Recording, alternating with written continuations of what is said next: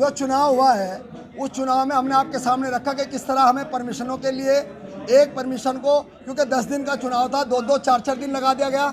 हमें कहीं ना कहीं चुनाव प्रचार का जो हमें समय था, जो मिलना चाहिए था, हमारी परमिशन होनी चाहिए थी, हमारे वाहनों की परमिशन होनी चाहिए थी जो हमारे प्रचार में लगते, उनको कहीं ना कहीं विलम्ब से दिया गया ताकि उसमें चुनाव परिणाम में उसका रिजल्ट सही ना आए, ताकि हम लोगों के बीच ना जा सकें, पहली बात। दूसरी, जिस तरह का चुनाव आप लोगों ने देखा, जो हर एक आदमी आपको बता सकता है, जिस तरह की लाइनें लगी हैं, वीडियो वायरल हो रहे हैं कि लाइनें लगी हुई थी, एक समुदाय को वोटों को रोकने का जिस तरह का काम किया गया है वो परसेंटेज आपको बता देगी। जहां 1000 वोट है वहां केवल 300 वोट पड़ रहे हैं, तो ये बात भी उस बात की गवाह है। जब आंकड़ा आप निकालेंगे, अभी हम पूरा आंकड़ा आपको दे देंगे कि जहां पर 1000 वोट डले हैं और केवल 300 साढ़े 300 पड़े हैं, तो ये कहीं ना कहीं चुनाव को बाधित करने वाली बात है। वो कौन लोग हैं जिन्होंने बाधित करने की कोशिश की? वो कौन लोग हैं? क्या एक्शन लेने जा रहे हैं? देखिए, इसमें हम लोग जिस तरह की हमारे प्रत्याशी ने बताया, क्योंकि वो एक एडवोकेट भी है, जिस तरह की बात उन्होंने रीट फाइल करने की बात कही है, तो उस पर विचार कर हम लोग जो भी संवैधानिक तरीका होगा रीट का उसको करने का, मजबूती के साथ उसको करने का काम करेंगे। क्या डिमांड की गई है आपके द्वारा? काउंटिंग होगी या उसको क्या रिपोल की जा रही है? हम रिपोल की भी बात कर रहे हैं कि कम से कम जहां चुनाव बाधित हुआ है वहां कम से कम रिपोल कराया जाए। देखिए, हमारे प्रत्याशी के साथ जिस तरह की मारपीट की गई, और वो उस प्रत्याशी ने की जो भाजपा का प्रत्याशी है, हम लोग वहाँ गए भी थे, वहाँ फर्जी वोटिंग की बात चल रही थी, तो रोकने का प्रयास हमारे प्रत्याशी ने किया, उसके साथ वहीं अंदर ही मारपीट की गई। उसमें हमने उस दिन भी शिकायत दर्ज की थी, पुलिस को भी की थी, और कल हमने ऑनलाइन FIR कर दी। हम चाहेंगे कि प्रशासन उसमें संज्ञान लेकर गिरफ्तारी करने का काम करे।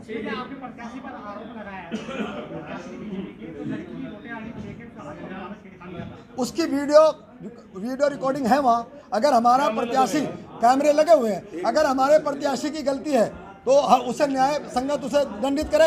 यदि हमारे की नहीं है तो जिसका जो दोषी है उसको सजा मिलनी चाहिए। मतदान को लेकर आपकी क्या शिकायत है? मतदान हुआ है क्या? मतदान करने दिया गया क्या?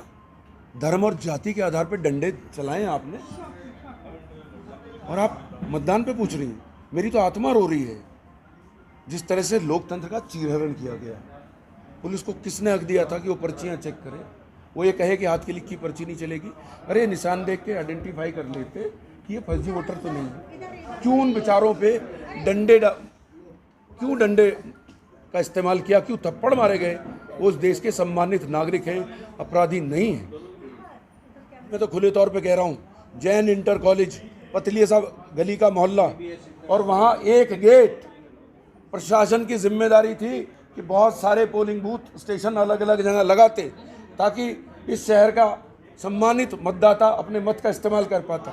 ये साजिश है, ये जानबूझ के साजिश है। मैं तो कह चुका हूँ, चुनाव आयोग ही नहीं, जब मैंने आपको वीडियो दिखाया वो किसको शिकायत है? जो वीडियो दिखाए हैं, जो चैट हो रहा है, वो सहायक चुनाव अधिकारी से हो रहा है ना मेरा, तो वो चुनाव की प्रक्रिया का हिस्सा है। कुछ मुख्य ही इलाकों में पुलिस के द्वारा इस तरह की बात आई है सामने कि उन्होंने पर्चे चेक किए हैं और बहुत सारी चीजें आई हैं।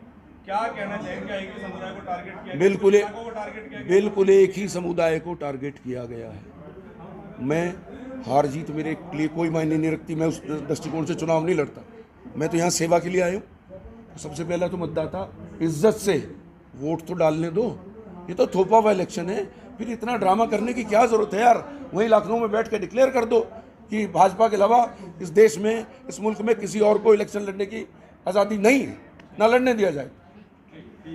समाजवादी और बसपा जिनके नेता विपक्ष में हैं और जो विपक्ष का भूमिका कहते हैं कि हम निभा रहे हैं, लोगों ने 99% वोट विधानसभा में समाजवादी को देकर देख लिया।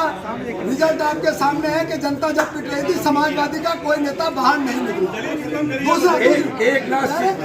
दूसरे बसपा का भी आपने हालत देख लिया कि बसपा के नेता, पहले हाजी फजलुर रहमान को कहा जाता था कि वो अपना छोड़कर चला है, कमजोर क़यादत है।